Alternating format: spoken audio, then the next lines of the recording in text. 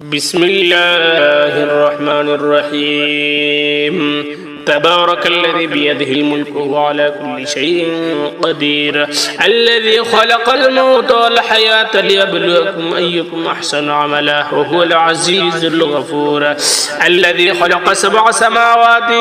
طباقا ما ترى في خلق الرحمن من تفاوت فارجع البصر هل ترى من فتور ثم ارجع البصر كرتين ينقلب إليك البصر خاسئا وهو حسير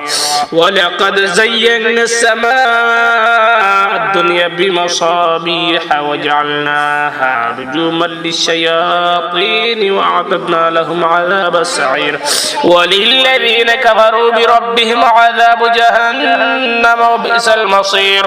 إذا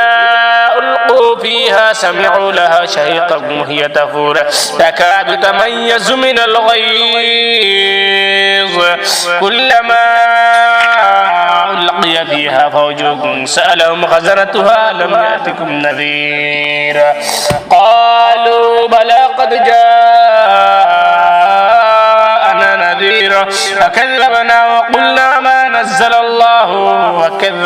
وقلنا ما نزل الله من شيء إن أنتم إلا في ضلال كبير وقالوا لو كنا نسمع أو نعقل ما كنا في أصحاب السعير فاعترفوا بذنبهم فسحقا لأصحاب السعير إن الذين يخشون ربهم بالغيب لهم مغفرة وأجر كبير وأسروا قولكم أو اجهروا به إنه عليم بذات الصدور ألا يعلم من خلق وهو اللطيف الخبير والذي جعل لكم الأرض ذلولا فامشوا في مناكبها وكلوا من رزقه وإليه النشور أأمنتم من في السماء أن يخسف بكم الأرض فإذا هي تمور أم أمنتم من في السماء أن يرسل عليكم حاسبا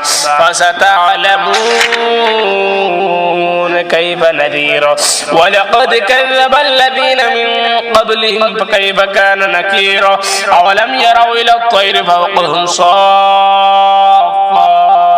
ويقبض ما يمسكهن إلا الرحمن إنه بكل شيء بصير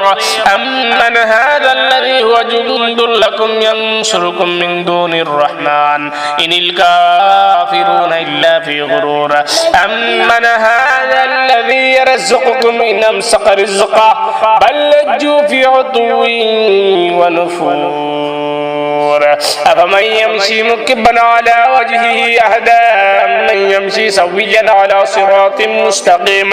قل هو الذي أنشأكم وجعل لكم السمع والأبصار والأفئدة قليلا ما تشكرون قل هو الذي ذراكم في الأرض وإليه تحشرون ويقولون متى هذا الوعد إن كنتم صادقين قل إنما العلم عند الله وإنما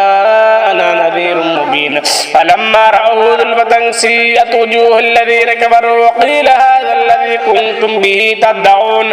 قل أرأيتم من أهلكني الله ومن معي أو رحمنا فمن يجير الكافرين من عذاب أليم قل هو الرحمن آمنا به وعليه توكلنا فستعلمون من هو في ضلال مبين قل أرأيتم من أصبح ماؤكم غورا فمن يأتيكم بماء معين